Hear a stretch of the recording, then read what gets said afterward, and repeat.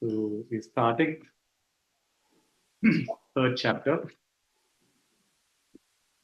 The third chapter is termed Karma Yoga. So we'll chant a few verses first and then we'll get into this. Okay. Om Atha Tritiyodyayah Karma Arjuna Vacha Jayasi Chet Karmanaste Mata Buddhir Janatana Tatkim Karmani Gore Mam Niyojayasi Keshava Yo Vyamishrenev Vakyena Buddhim Mohayasiva Me Tadekam Vada Nischitya Ena Shreyoham Apnuyam. So the third chapter starts with questions from Arjuna. So if Arjuna is asking a question after having listened to about 60 stanzas of teachings from the second chapter, there's probably a reason. So he starts asking the Krishna, he's confused. So if you look at it, right, second chapter, as I said earlier, encapsulates the entire teaching of Bhagavad Gita in a nutshell. So he covers everything. He covers self-knowledge, he covers action.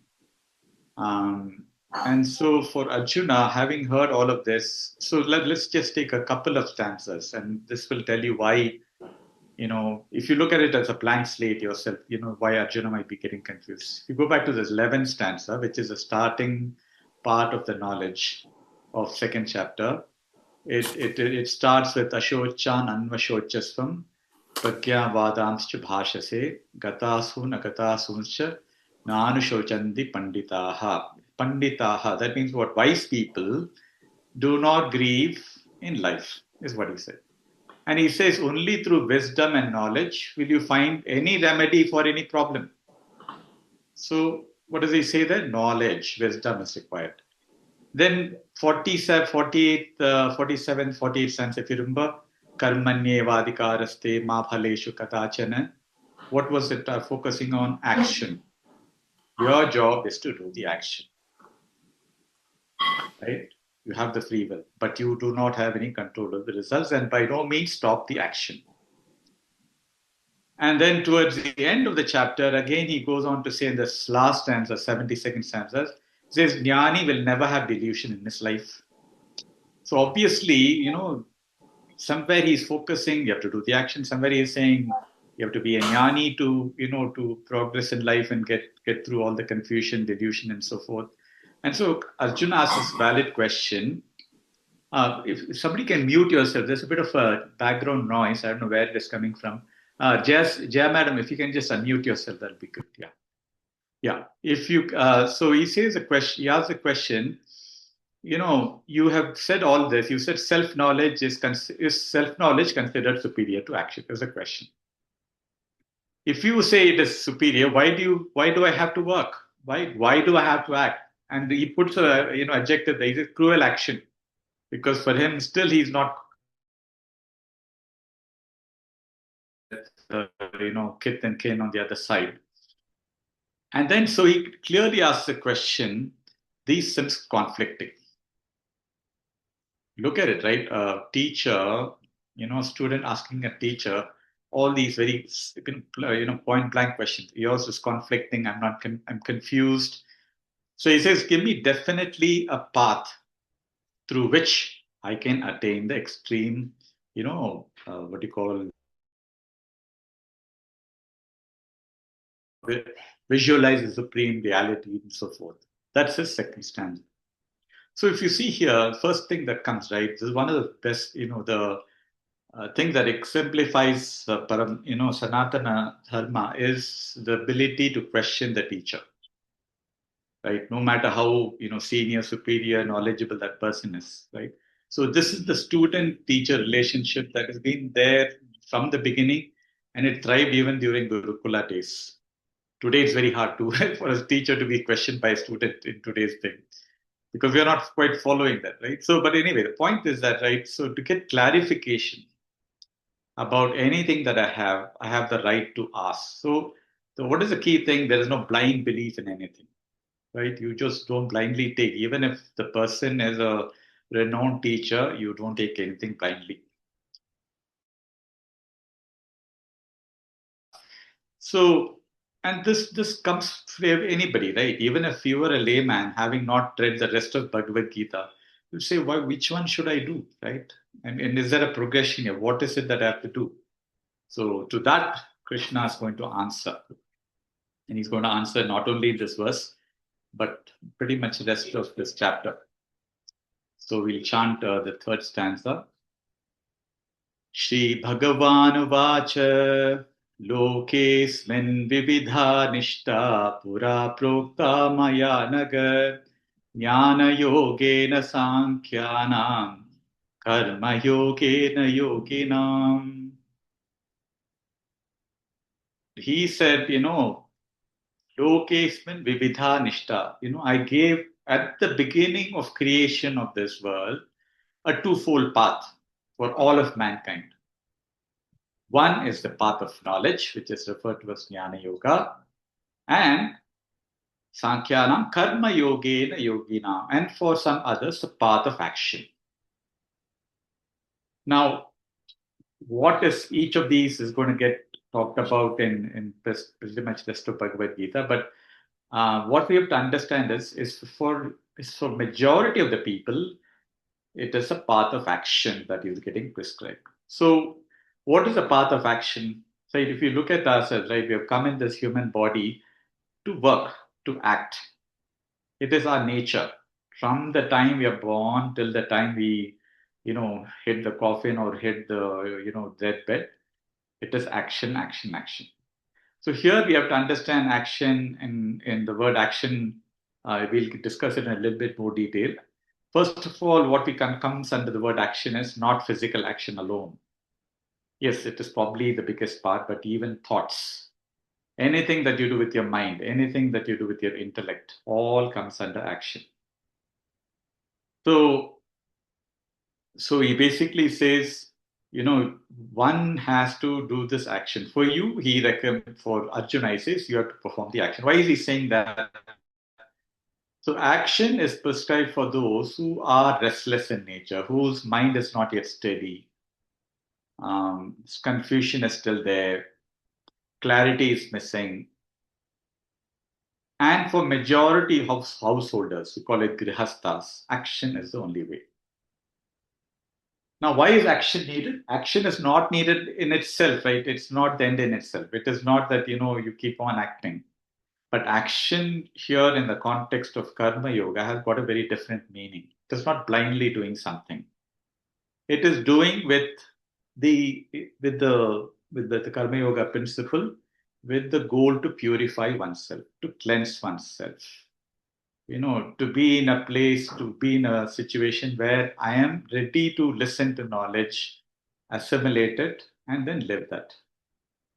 It is like this, right? If I have to eat my food, I go and clean my hands, right? Without it, I don't come anywhere near the dinner plate or lunch plate, right? Before I start eating. Why do I do it? So that the ingredients from the food is what is going into my stomach, not all the impurities are sitting in my hand. So that is needed for my hand, for my mind also to be able to receive any amount of knowledge.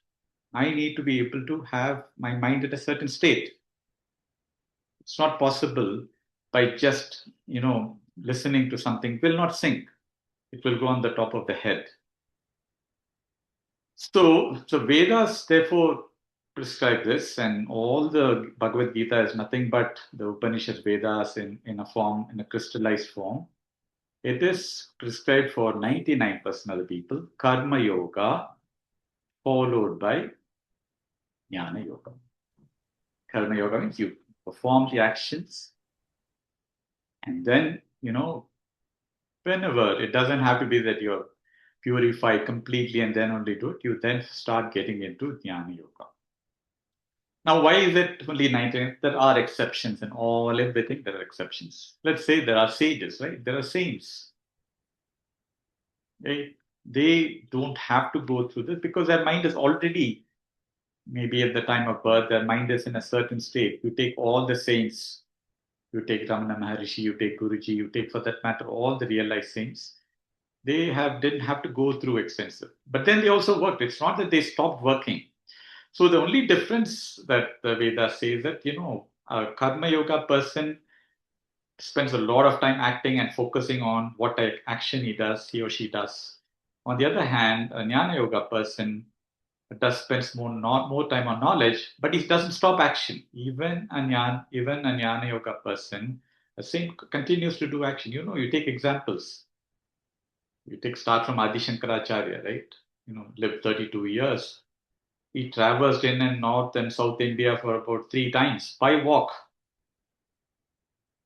and yet he gave so much of knowledge. Right? You take Swami Vivekananda, you take Swami Chinmayananda, you take all saints for that matter that you are aware of.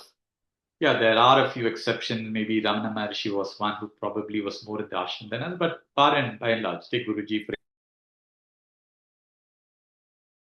doing action at the same time, they are fully influenced. So, what is said is somebody who's now a saint or somebody who's come to a stage where they get into sannyas must have gone through karma yoga purification in their earlier lives. It is a journey. See, we can't look at this life as a life in isolation, right?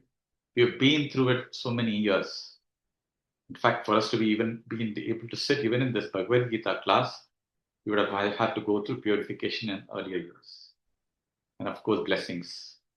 No way possible that I'm sitting here, all of us are sitting here, trying to grab this thing. Not at all possible. And all saints say this. So, so therefore, that is what he's stressing. That that's why in I think we also have this concept of ashramas, grasthashrama, vanaprastha sannyasashrama. So it is so here what we are talking about for grihastha, this is the way to go. So he's therefore saying that so now the question is, what is an action? We'll probably touch a lot on this word action today, maybe in the next class also, because it's spelled in a different way. What First of all, the first thing that is talked about in from a Vedantic perspective, don't they look at it from a what I would call what the corporate people would say. From a Vedantic perspective, there's no an action by itself is not good or bad. What makes an action good or bad is only the mental attitude that goes behind it, the intent behind it. Action by itself has got no subjectivity. You cannot put a thing where this is good or bad action, which is what we tend to do. We to look at the examples, right?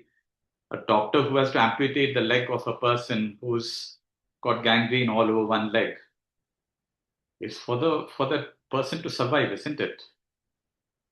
Leg getting cut. The same knife that is used by a person who's trying to harm something. So the knife is not the culprit. It is a person who's holding the knife with what attitude that person has the knife and what work, so he's also cutting, that person is also cutting. What is the intent behind it? What's the motive behind it? Is what matters.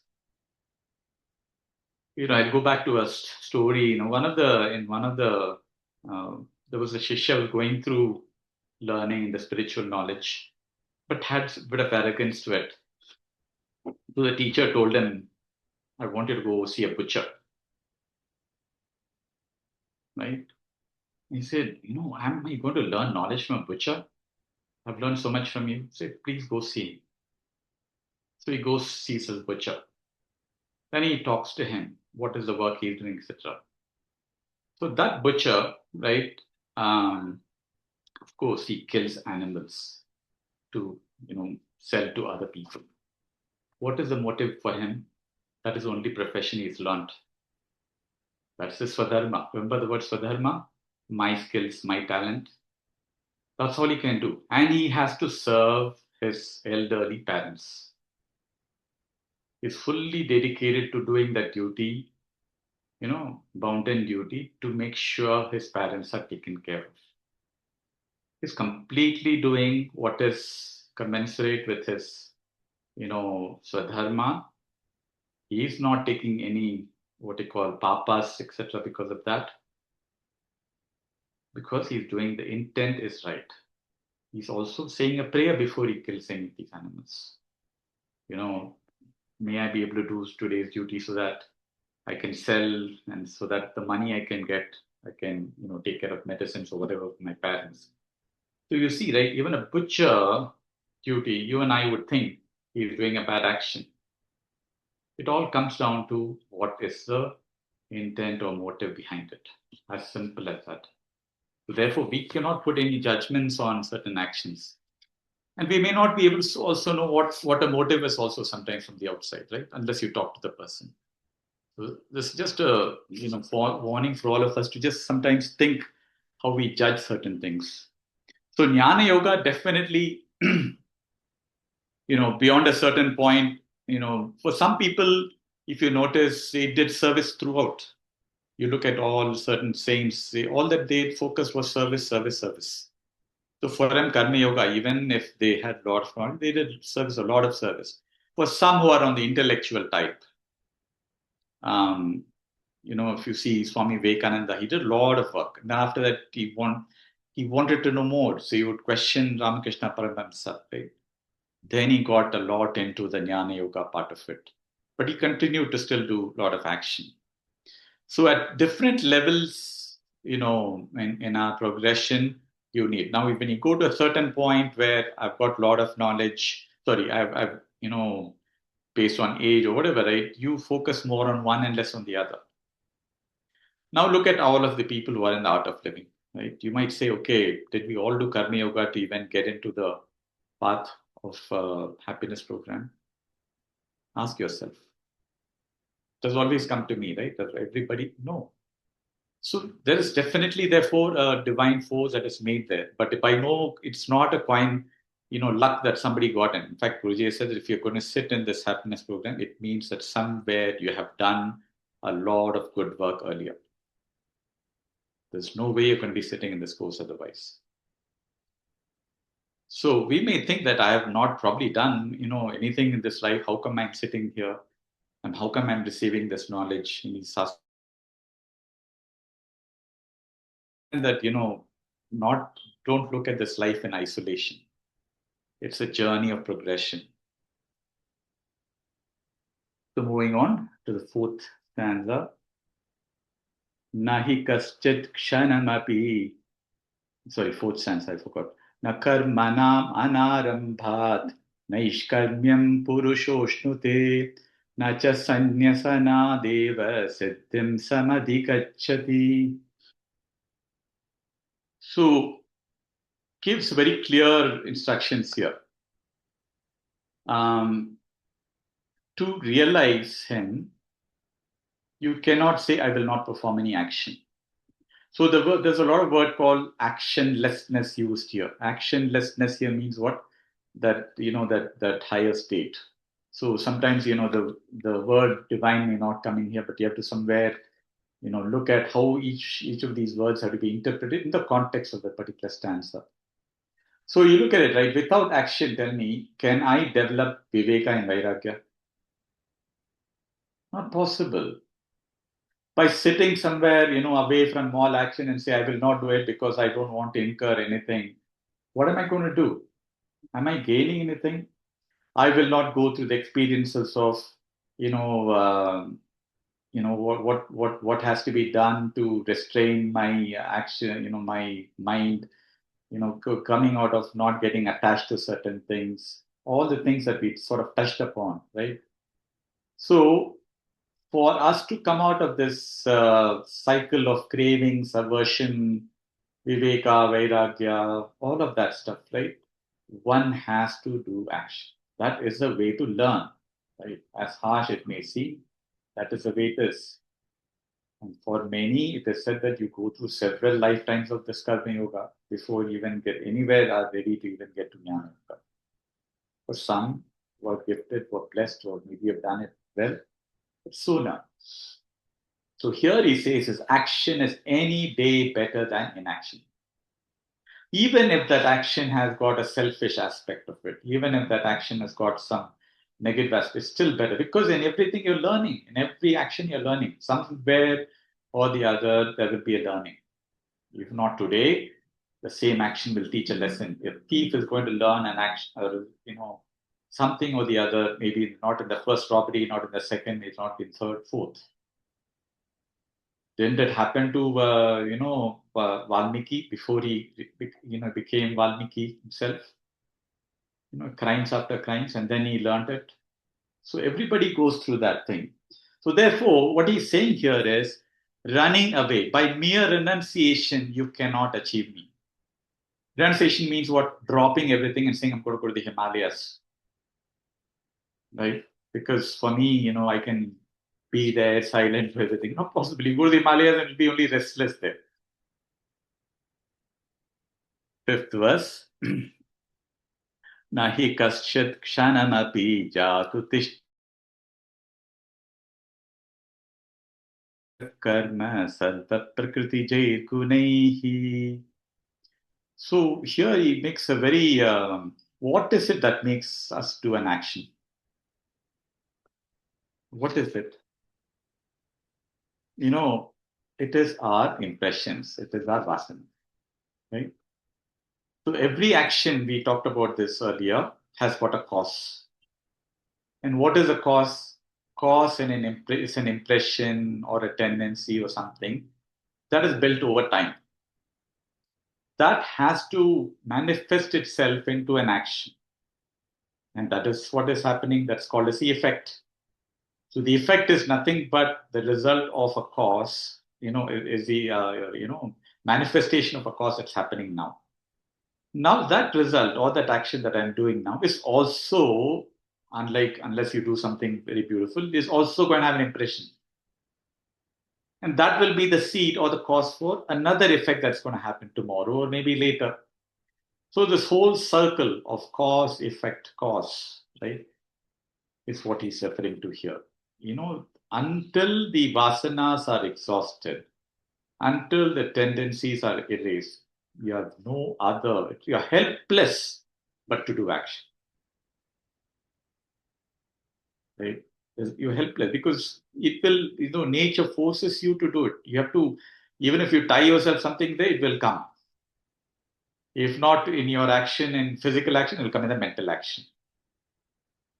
Right? I may not beat up somebody, but I'm beating the hell out of it in my mind, right? Still an action in the context of this, right? So, as long as we are living, and as long as we have to live in this world where we are living with people, situations, circumstances, which we call as the outer world, we are forced to do action. So, um, so therefore, we have to understand the seed of all actions, right? What is the seed? Is the impressions and vasanas.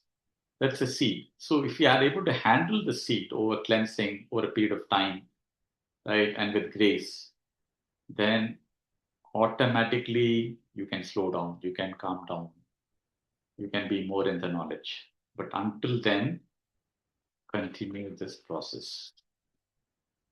So, and then you ask yourself, right, if I have to do seva, if I have to be dynamic in whatever things I do, right, I need action. All, if you look at we talked about gunas. So if you see everything, your vasanas, your gunas, whether it is rajasic, tamasic, all these gunas, all of them govern what type of actions we do. And we'll touch upon those actions in a little bit, what constitutes actions based on these three gunas a little later. And so, and when everybody looks at you and I, right? What is life according to anybody else? Somebody looks at it, is based governed by the action, right? How do I create an impression of somebody based on what action that person has done, what type of action that person is doing? That's how we govern everything, right? So there is therefore no choice. He's putting the fact very clear to Arjuna, and now Arjuna has drilled into him that he has to act. There's no choice. Now, what action he has to do, how he has to do, all of that will get covered in the next few stanzas, rest of the chapter. So the sixth stanza, Karmendriyani samyamya ya aste manasa smaran indriyarthani mudhatma mityacharasa uchyate I'll chant you the next one. Yetsvindriyani manasa niyamya Arjuna karmendriyai karma yogam asaktasya vishishyate. So he's just saying very clearly, um, the person, right? You look at the word he's called, he uses the word um, mithyachara suchate. He uses the word hypocrite. Who's a hypocrite? A hypocrite is a person who thinks he can just, why go through all the action? I'll just restrain everything. I will not have to think mentally about, getting attracted to all objects, etc. And I'll sit back in a corner doing nothing. He's saying he's just, he's lost it, whoever that person is. He's simply a hypocrite. He doesn't understand. So, because even if I'm idle, I'm mentally dissipating. I'm mentally thinking about, some harmful things. Harmful thoughts are still coming, which is still an action. It's not, it has to be physically taking a dagger and hitting somebody, right? So I'm mentally thinking through that same process. I'm doing as much damage to myself as a physical action. And so, and all of this is governed by what I already have, right? The root is already there in my subconscious mind. All of these are deeply embedded. Unless I erase it over a period of time, right, it is going to propel me to do it. Now, whether I choose to do it as an action or whether I do it, sitting, doing nothing, thinking that, nothing harmful will happen, I think mentally it is, and it is said that always research is that somebody who's thinking mentally, somebody say have to do it. A person who's thinking about robbery, he's thought through it for a long period of time. It's just not that first thing is I'm going to do the robbery. He's just probably thinking about periods of probably days, months together before he does robbery, right? But it's already rooted in there. So, so the thing he's referring to here is, let's say somebody is sitting there idle. He's just, wow, very pure, sitting in a corner with talking nicely, but he's got all these wrong motives inside. Those kind of people he's referring to as hypocrite because their moral values are less, right? They may be talking a lot of good things, but inside a lot of harmful tendencies are built into them. So that is the reason it is said in our culture, right? Never look at the outer garment of a person and judge him or her. Right? If you go to places like Tiruvannamalai or some other holy towns, you'll find people, right, who'll be wearing ragged clothes. And all they do from morning to night will be they'll be serving. There's in fact one Swamiji, I don't know what is his name, used to feed dogs morning to night. Simple thing, right? You would just feed dog, pet dogs, etc. And people would sometimes say, you see a crazy person. For him, he was doing something, which he thought was is duty. We'll touch upon that a little bit later. So, and it's not therefore a person who's also, so there is no dress code for a person who's going through this, right? Like all I'm saying, right? We just have to, because, and again, we can't perceive something also what is the person is inside. So that's the reason outer appearances, people make today judgment calls about even saints, right? This person has to be like this, like this. Only then he's a guru. Only then he's a saint. We have to really be watchful on these things. Okay.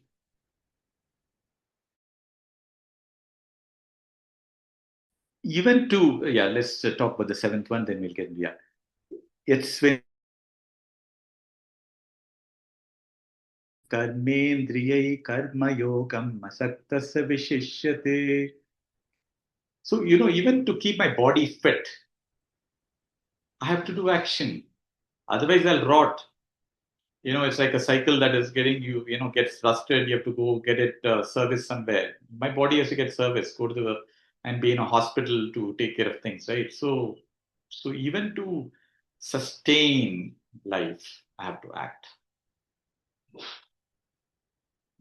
So the insistence on action, action, action has come very clearly now to Arjuna. Now, what he stresses on the seventh verse is controlling the senses by the mind. Now, how does any action work? We've talked about this, right? Is the there are two ways, right? One is that you see an object, and the object by itself is harmless, right? So the mind, through the senses, is triggering an impulse to say, I like this, I don't like this, a craving or an obsession. And where is craving or obsession coming? My inner tendencies or likes and dislikes, which is there in my subconscious. Again, your tendencies and vasanas. I have a vasana for a smell of a coffee, I will go wherever it is, I'll go there. I don't like smoking, I'll run away from there. Right? Everything is governed by something in each one of us. So, so he's saying, therefore, is that a person who's able to utilize the organs of action. Actions are meant to be, organs of action are meant to be used, but then be sensitive about, you know, how much regulation he's got on the sense organs through his mind. Either one can say, mind is doing, the intellect is saying, don't do it, or the organ should be saying, don't reach out to the second, sweet or whatever, right? One of the two things. The second part of the action that he's referring to here is without attachment. What does it mean, attachment? Right. It's only when I like something I'm going to take it. Right. Here, the action. Therefore, when he says attachment in action, in the context of action, we are talking about attachment to results. Remember the 47th verse of second chapter, Karmanyevadikaraste ma phaleshu kadachana. Right. So results will come, and the results are governed by several forces. So you just simply focus on the action, let the results come and take it as it comes. So here we are talking about attachment to the results of the action. Then you become more and more purified. So we now will get into the eighth verse.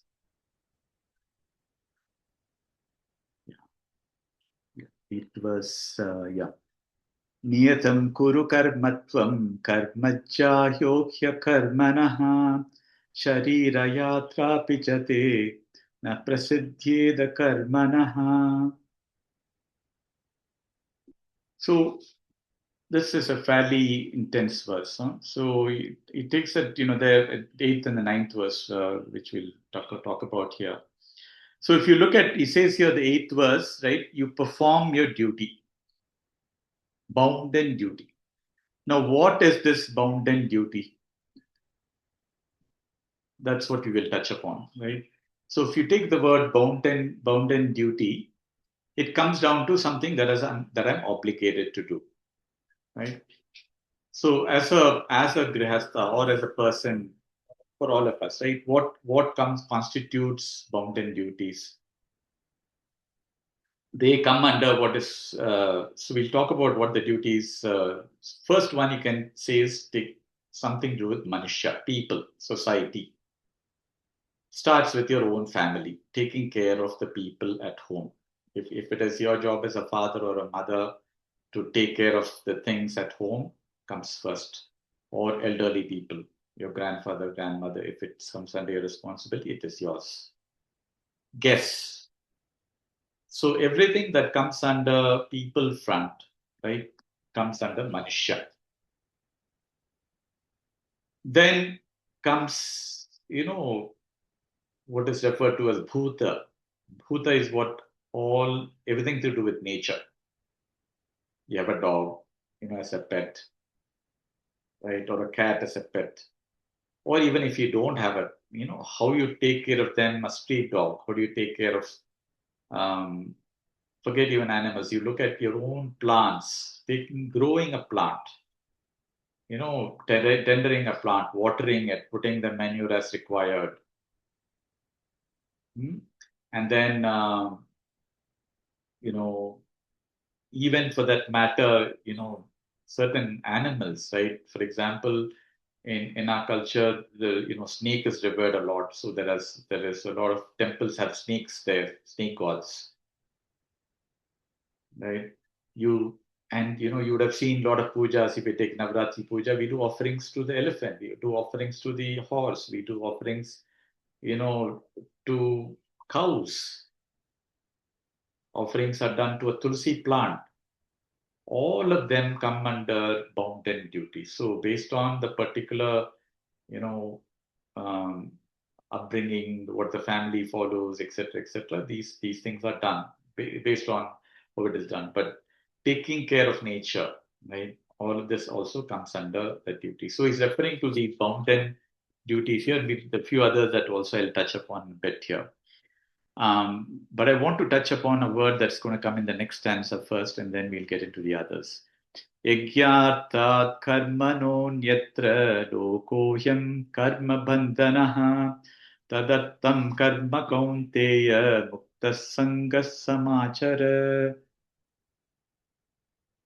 So the word karma here is this a word called yajna that's going to come a lot in this chapter. But before that, right, you see the word called uh, you see the word here, not without any attachments. The word without any attachments, right, is probably used a lot in Bhagavad. It's about comes 70 or 80 times. Again, the word attachment in the context of action means no, not getting caught on the results. Now, that word attachment has got different manifestations, different aspects as we touch upon the later chapters, but in the context of karma, it is about results. So, um, let's take this scenario, okay? Let's say there is a saint, right? And he's going from village to village. And he sees, he's going and he meets people and he sees an opportunity, there's a big ground there, etc. He sees a lot of vegetation, etc. And people are very vibrant. So he goes and meets one person there and he says, can we do something here for the betterment of the community? And some prayer. Let's do a community prayer. And we do that prayer in an elaborate function. And you see, these are the things needed. And so the word spreads around from neighboring villages, all of them. And all of them are vibrant, community good, they all are all for it. So one person brings a bamboo stick, it's grown in his farm, bamboo sticks. Other things brings all the thatch leaves that are, that can be used for the covering. Another person brings fruits, another person brings other offerings. Somebody who can't bring anything, but he said, I can, dig holes. So he brings an axe and all that, he digs holes so that the bamboo stick can be placed and on. And somebody else says, I can't, I can climb and put all these things together. So if you see, collectively, they are all doing something. And perhaps they don't even know each other, but they're doing collectively something, to do something, based on what the saint has told them, that this prayer will help bring, what you call good things to this community. So they don't look at what each one has done. Each one does what they are best at doing. Again, they're doing their swadharma, my own talent, my skills, my capabilities. They are not doing anything beyond what they are capable of doing. Right? A person who doesn't have anything to do but have the skill, I'll use that skill. Somebody who can bring something because I have the money, I'll bring that. Right? So each one of them is doing. This is what is referred to as yajna. Yajna means what? Yajna means collectively doing something where each and every one is contributing to the betterment of a larger community. It's a yajna. So yajna, as you know from homas, etc. But here, when we use the word yajna, we have to understand this, and where this has got a context to an action, we'll talk about that. So yajna here means what? Multiple aspects, right? That I am contributing something, shedding all the any kind of indifferences or whatever that I might have, even if I had a difference with a person in the next village. I do this because it is needed for the society. So what do I do? I do give my best over there. So what is this context to do with what does yajna has to do with our action? You take any action. I am doing. Let's say I'm speaking now. How many other forces are there in making me speak what I'm speaking? So many other things. And what do I know anything at all about what all is there, right? It's just my mouth opening up. There is some thought. That thought goes to the brain. The signal goes to the, and then vocal cords are doing some work. And for all these things to work, I should be in a same position. I should be, what you call having the intellect, have the mental capability, and even be in a good shape to even talk. Well, probably there are some visible forces and there are invisible forces that make even a simple thing happen. So we take it for granted that I am doing this, right? So Krishna and is stressing the fact that nothing works by your, what you call your duty. There are so many other governing factors. Some factors you can say, my brain did this, etc. But then there are many others that you and I cannot even comprehend. One of those invisible factors, right, is referred to as devatas, right? So, and the other part of it is that, right, for me to speak, things have to be harmonious, isn't it? You've seen some people stammering. You would have seen some people who are not coherent, some people where words are not coming in a logical fashion. So there's harmony missing there in that speech, isn't it? If you see it. So for a harmonious functioning of any particular thing that has to happen, all these to work has to work cohesively, all the things that I talked about. So what do the devatas do? That's what their job is. The devatas are ingrained in our body. They're invisible forces. I'm just taking as an example, right? So there's a devata that is doing for the respiratory function. There's one doing for the digestive function. There is one doing the excretion work. There's one. So everything is doing perfect for us to be even surviving. And unless these are all working, I cannot do certain actions, even if I wanted to. Right. And so, like that, right? And of course, I'm not talking about the internet, I'm not talking about all the other technological factors at all. I'm just talking about a simple thing here. So, when we talk about that, is where Yakya comes into spirit, looking at every action I do as an Yakya, as a have that bhava that it is it is all these forces that are making this happen. And that is where the context of having gratitude that I'm able to do this, I could do this. That mentality is what Krishna is referring to these stanzas, right? No action happens by my own effort. Simple as that. We should just ingrain this in our head. My own effort, zero. I mean, I'm probably doing a fraction of what is required. And if you look at all of this, you go back to the 47th stanza, you'll realize why Krishna said that, results are not born by you.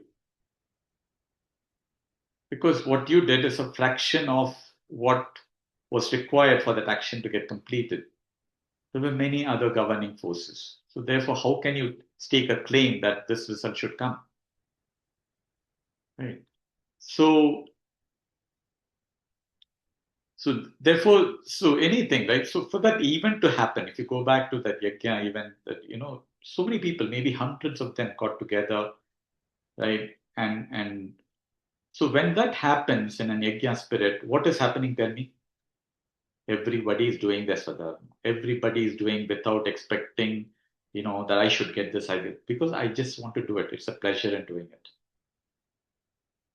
When you do that, Yakya spirit, there is no impression created, there is no vasanas created.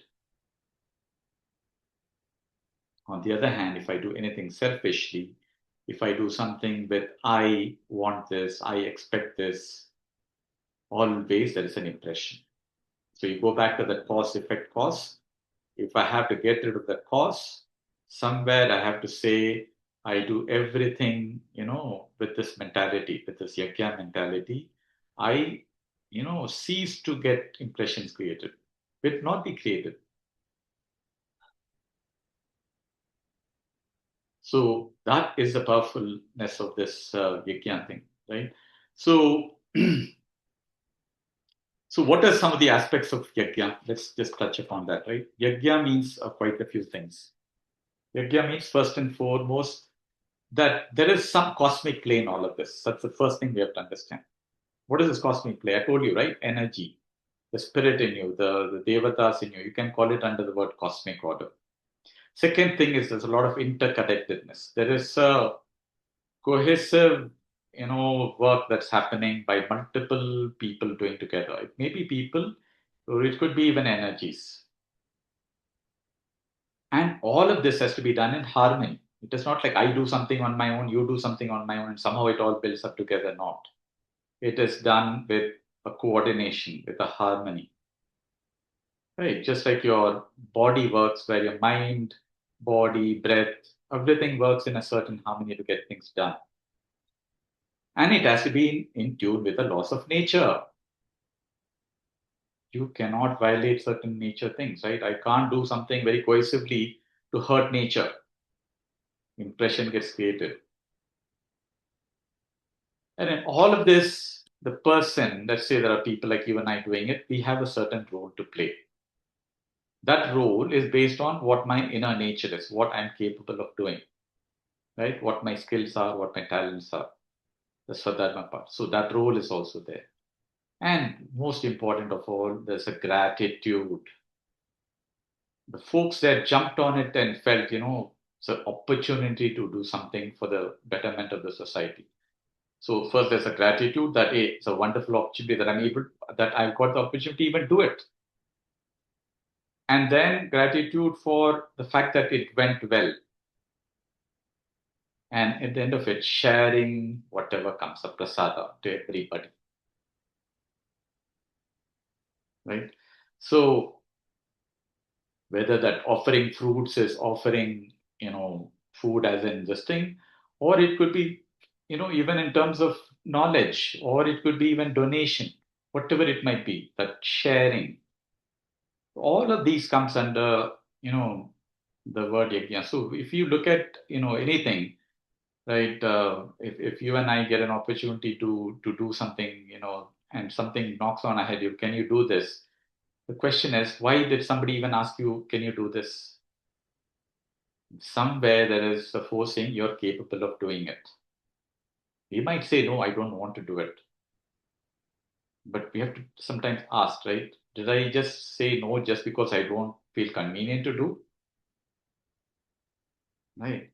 So if somebody knocks on your door to say, and I say knocks on your door meaning mentally, or you get a message, say, can you do this, etc. We have to ask ourselves, if I can do it, I should do it because that opportunity has come to me. It is a divine offering.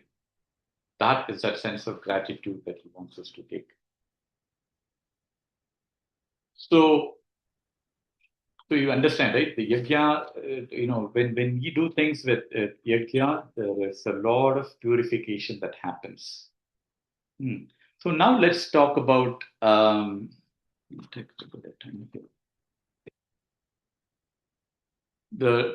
types of yajna. I think first thing I talked about is now I'll put the word yajna at the end of it. The first thing we talked about manushya. We call it manushya yajna. Manushya yajna means what? Selflessly taking care of your your bounden duties towards your kith and kin, everybody, the Manushya circle around you. It could be even, what you call relatives, whatever. Everybody comes under the guests. Everybody comes underneath that. Then comes the Pitru Yajna. Pitru Yajna means your forefathers, the people who brought you to this world. Without them, you would not be here. Everything that comes under, you know, the ancestral tree, you could call it. Gratitude towards them, being grateful for them, doing whatever. The family traditions are for the Pitru Yajna, you do that without fail. Then comes, Bhuta Yajna, which I talked about earlier. Bhuta is what the worshipping, all the things around you, right? Again, some people worship snake so much. Some people every day they have a tulsi plant in the house, they do offer something there, do something, right? And then comes Rishi Yajna. Rishi Yajna comes, whether it's a guru, being in the knowledge, right? And once you receive that knowledge, imparting it to the next generation, imparting it to people, all of that. So being aware of the script, whatever the scriptures are, after all the knowledge that are coming is from the scriptures somewhere, right? That scriptural knowledge is being conveyed in a simplified form as knowledge. That's what we call as when Guruji refers to as knowledge. It's all in the Vedas, in the Upanishads, but in a very simple form so that you and I can understand. So that knowledge, sinking into that knowledge, and wherever that sharing that knowledge with others, as volunteers, as teachers. And then, of course, Deva Yajna. Deva Yajna is all the things that come under, you know, prayers, chanting, bhajans, lighting a lamp, putting a rangoli together, people who do Sandhya Vandana, everything comes under Deva Yajna. So then there is also the yajna, which is the actual yajna that you and I talk about, which is dravya yajna, right? Where you do offerings to the, into the fire of herbs and other offerings that you do. The most, best of all yajnas is the yajna of meditation. That is also a yajna. So, so if you see here, right, it touches the entire hemisphere of everything that we do every day as grihasthas. And you will find many of us would rhyme with some of these things that we just talked about, right? Some people make sure they light a lamp morning and evening, put the rangolis together, make sure an ant is eating those rangolis.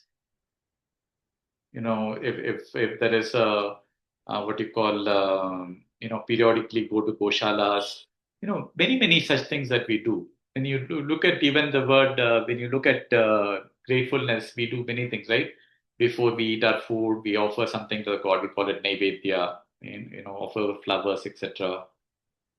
Um, Before we eat food, I remember when I was in my early days, even my mother, she left the body. Before we ate, she would always take, a bowl of rice and some sabji and some dal, etc., put it near the window, outside the window. A crow would come and eat it. That is also called Bhuta Yajna. Right? Nowadays, crows don't come, but I'm just saying that the spirit, right, the mentality is that this has to be shared. It has to be eaten by them. There's even a larger, what you call science behind it. It is said that when a crow is symbolic of ancestors. So if a crow is coming and eating, it is not just another crow. It's not just another animal. It is actually you're showing your gratitude to the ancestors. You're giving them food.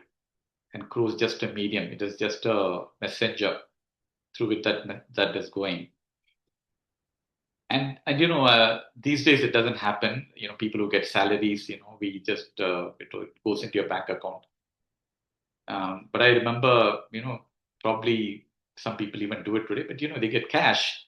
They would take part of that cash, take 100 rupees or 200 rupees, whatever. First, put that cash in front, go to the puja room, offer it there, right, and say, "Thanks to you, I got this salary." And this, by the way, this 200 rupees that I'm offering is actually for the benefit of a temple or a Kuladevata, whatever it is, right? All of this, if you see, is built into our culture. All of this, if you see, there's a sense of gratitude and everything that is happening, and so the action that the results of that action, which is the salary that you got, you're doing some sharing with it, right? So sharing the food. So lots of things, if we just look at, nothing was done blindly. I mean, sometimes we just say, why should this be done, etc. Everything has a science, everything has got a certain significance behind it. So I think I'm going to stop here today. So while we are talking about Rishi again, I just thought I'll mention one thing. 2 days from now, right? There's a auspicious occasion. It's referred to as Vaikunta Ekadashi. It's on Tuesday. And Vaikunta Ekadashi is considered very significant. Um, just touch upon a few things here.